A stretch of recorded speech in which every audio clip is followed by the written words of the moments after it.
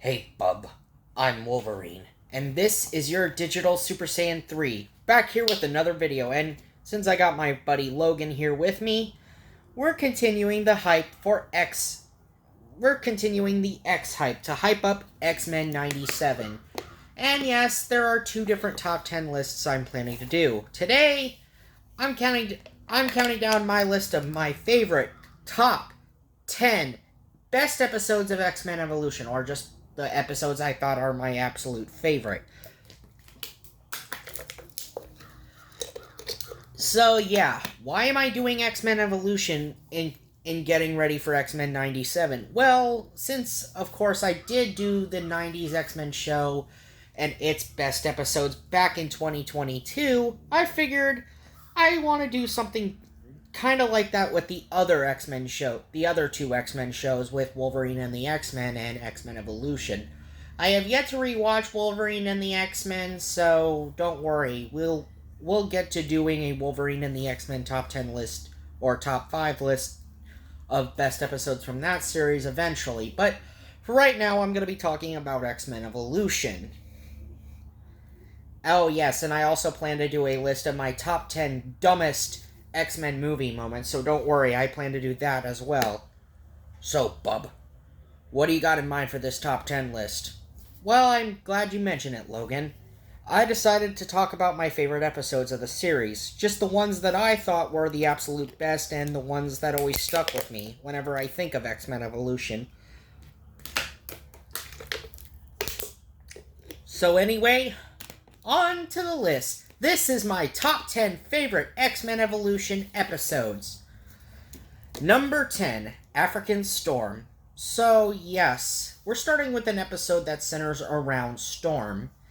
So a shaman by the name of the Hungun plans to use Storm's powers to rule over Africa, as well as get revenge on Storm for the fact that he was exiled by his tribe. So yes, this is a guy who wants to take over Africa, but also wants revenge on Storm for what she did in the past, as a village began to worship her as a goddess.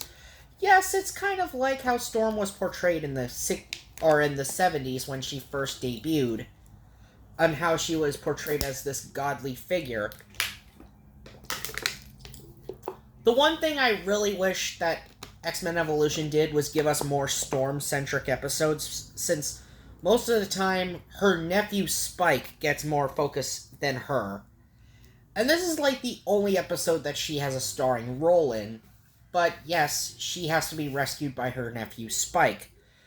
And yes, I like Spike actually, as he also plays a big role in this episode as well, as he's doing everything he can to save his aunt, as well as the fact that he is facing his own problems in this episode, considering he almost feels like he's about to be sent back home, so he clears out his locker at school and packs up his room, preparing to almost leave the Xavier Institute. But, of course, in the end, Storm reconsiders and lets him stay. So, overall, it's a really good episode. I mean, especially since this also questions Spike's reliability and how Spike can be so reliable.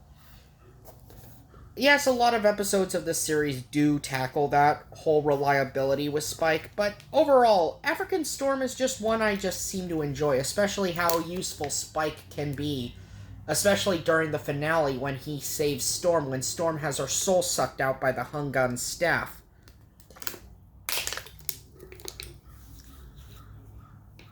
Number 9, Turn of the Rogue. Okay, to be honest, I actually like X-Men Evolution's version of Rogue. Yes, she's a departure from the 90s Rogue that we all come to know of, the sassy Southern Belle. But Goth Rogue in X-Men Evolution isn't a terrible character. In fact, in Turn of the Rogue, we actually see her turn into an X-Man in this episode. So during a field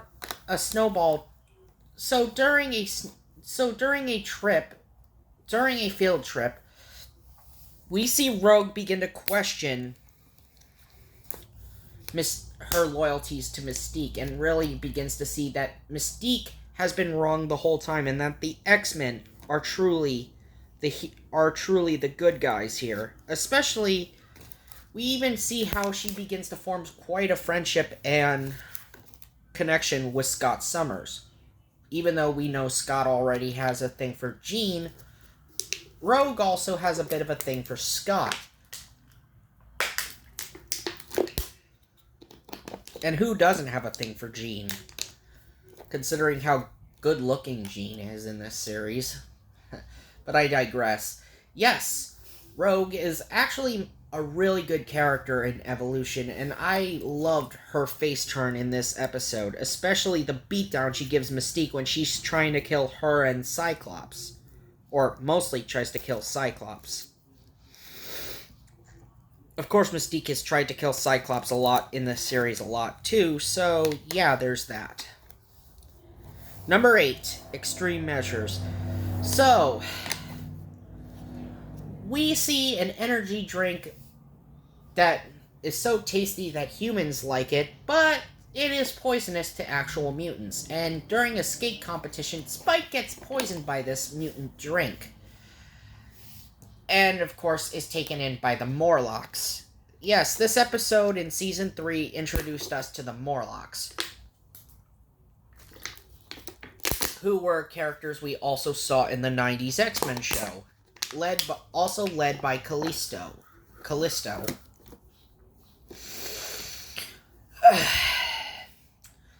So yeah, why do I put this episode on this list? I mean, sure, it's a Spike episode, and yes, I do like Spike. But also, it's also for the fact of the B-plot with Shadowcat, aka Kitty Pryde, learning to drive, and she actually strikes fear in Wolverine with her reckless driving. Oh my god, that scene was pretty funny, just watching Wolverine just panic. Yeah, the guy who's fought Nazis, ninjas, has served in both World War I and World War II, fought alongside Captain America, is actually scared of Shadowcat's driving. It's so funny. Yeah, this plot line is used a lot through the B plot of this episode. So yeah, the B plot of this episode was hilarious.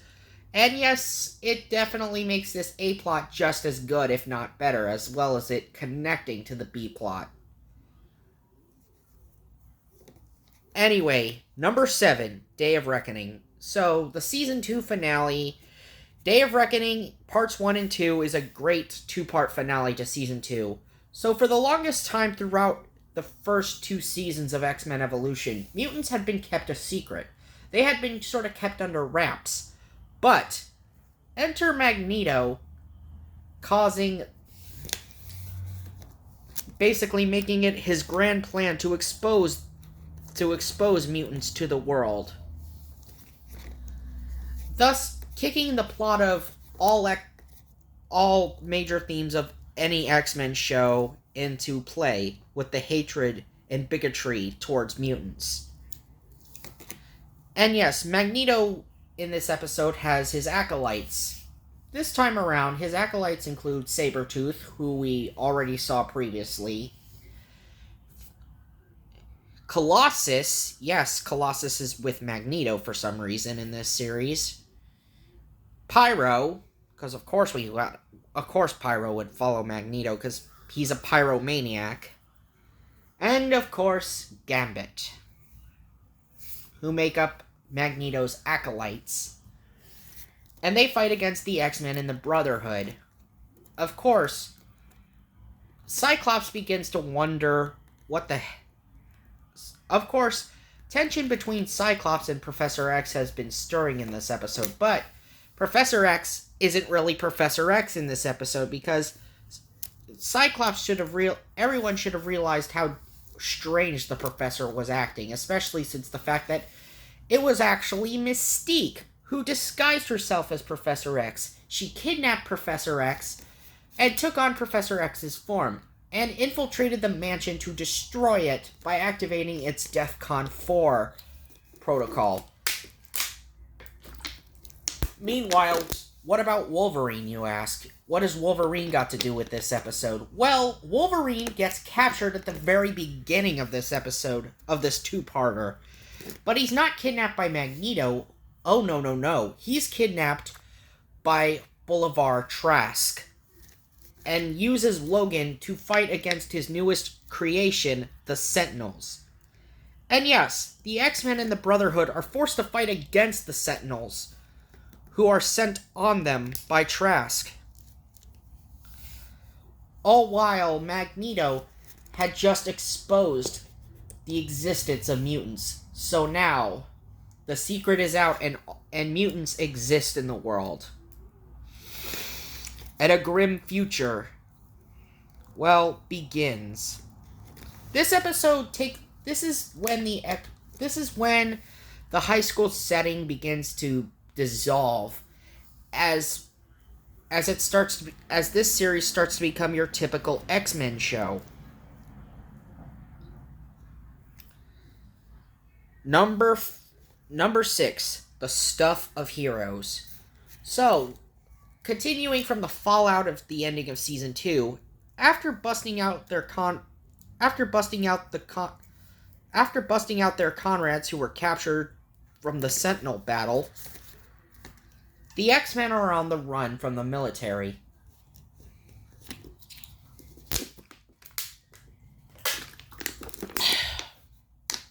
Let alone the fact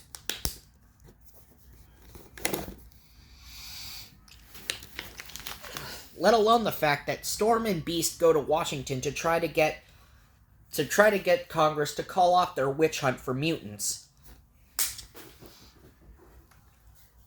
Of course, it's a losing battle throughout this episode, as both sides are debating on are mutants bad or mutants good. But the stuff of heroes' main highlight is Scott and Jean. They are the perfect main characters for the A plot of this episode. So, while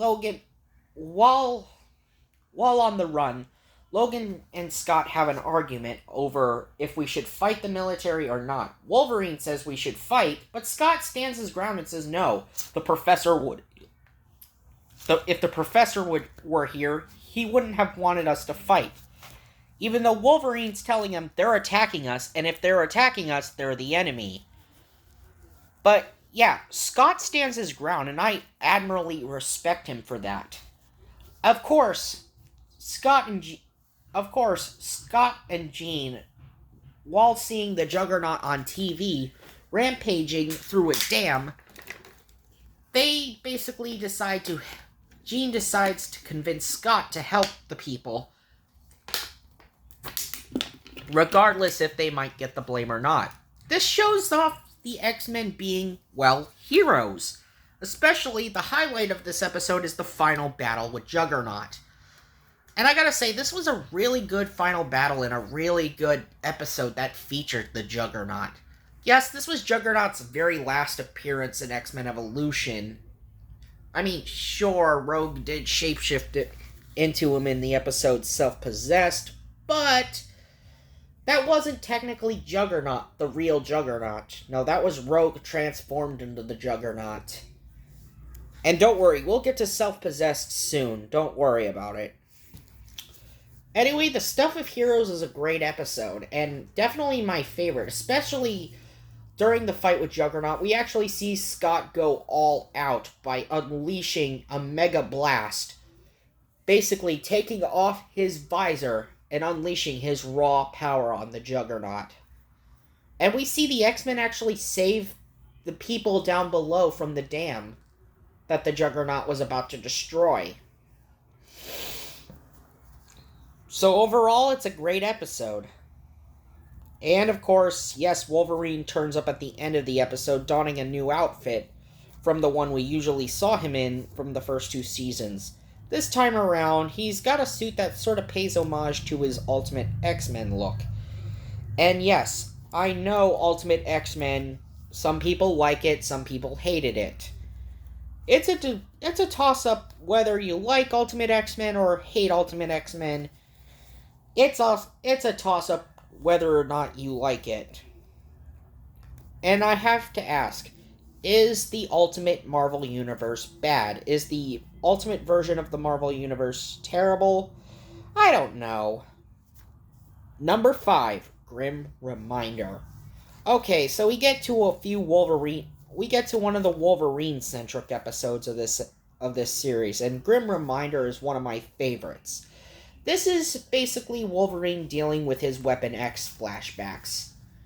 And, of course, tagging along is Shadowcat, aka Kitty Pryde, and Kurt Wagner, aka Nightcrawler. So yes, you have Nightcrawler and Shadowcat also tagging along, following Logan as they kind of stow away on the X-Jet while Logan is flying it towards Canada. Of course, the group is intercepted by Sabretooth, as well as the Professor. I love how this is X-Men Evolution's version of the Weapon X,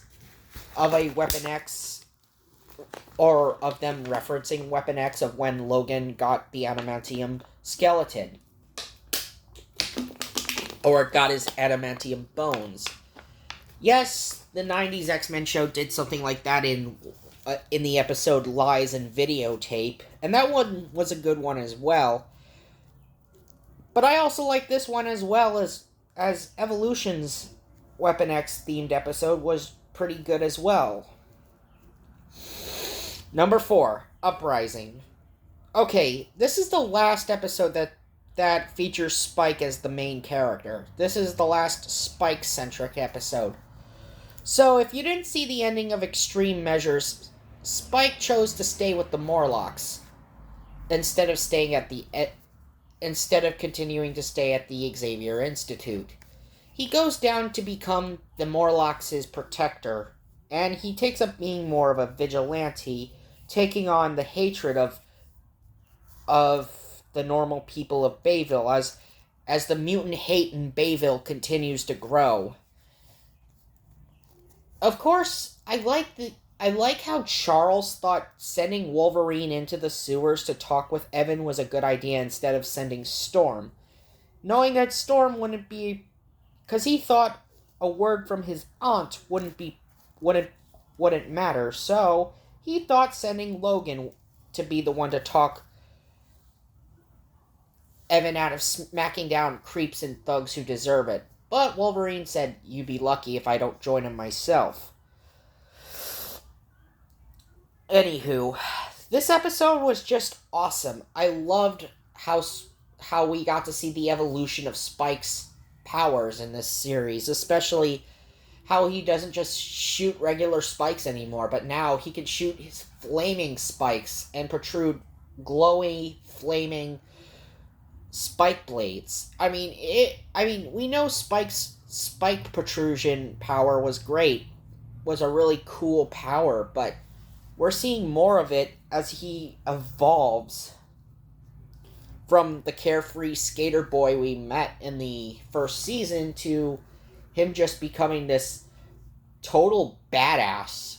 And Spike does become a badass throughout this series. Number 3, X-23.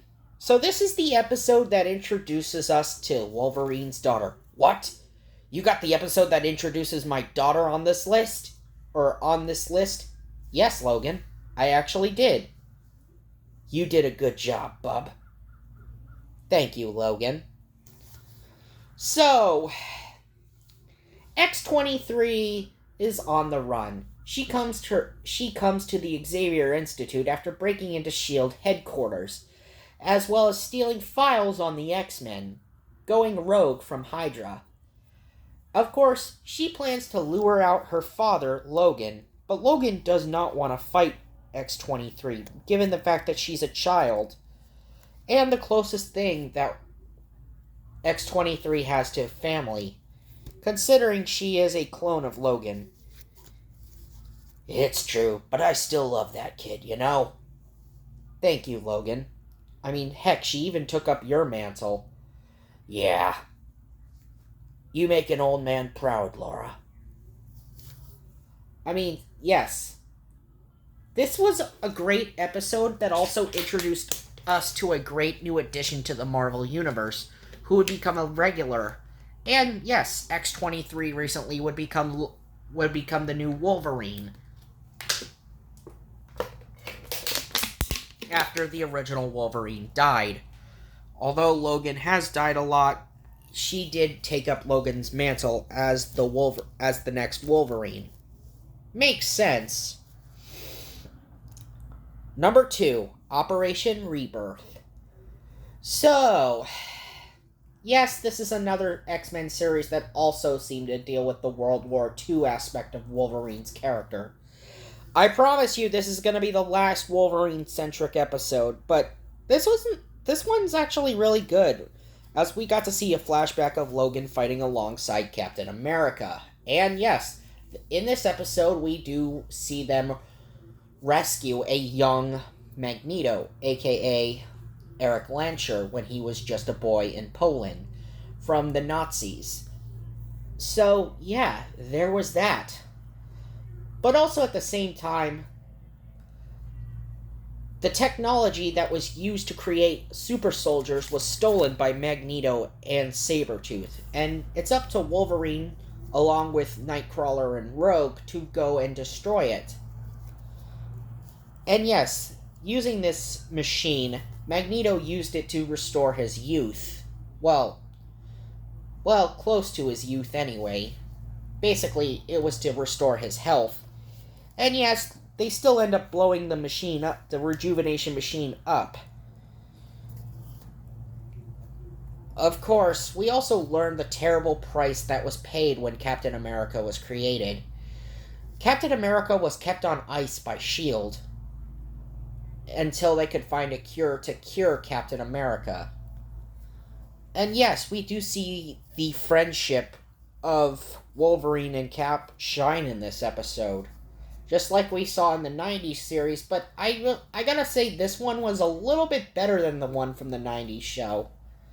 Although I still love the 90s show's rendition of seeing Logan and Cap team up. And the number one best X-Men Evolution, and my number one favorite X-Men Evolution episode is Self-Possessed. So, this is an episode where Rogue's powers are basically going out of control as the many people she's absorbed are trying to take over her. Yeah, you're seeing Rogue having to struggle all throughout this episode with dealing with her powers. Yes, this episode would eventually get followed up by X-23's debut episode into the series, but overall, Self-Possessed is a great episode. And yes, am I gonna say it? Yes, Season 3 of X-Men Evolution is my favorite season of X-Men Evolution.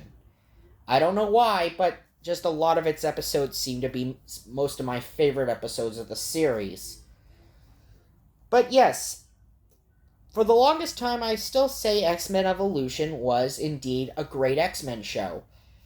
I mean, it debuted when the first film came out and ended when the second film came out, or ended its run when the second film came out. Anyway, this has been your Digital Super Saiyan 3 and Wolverine, bub. And next time, we will be doing the list of the top 10 dumbest X-Men movie moments. Until that day, see ya. Later, bub.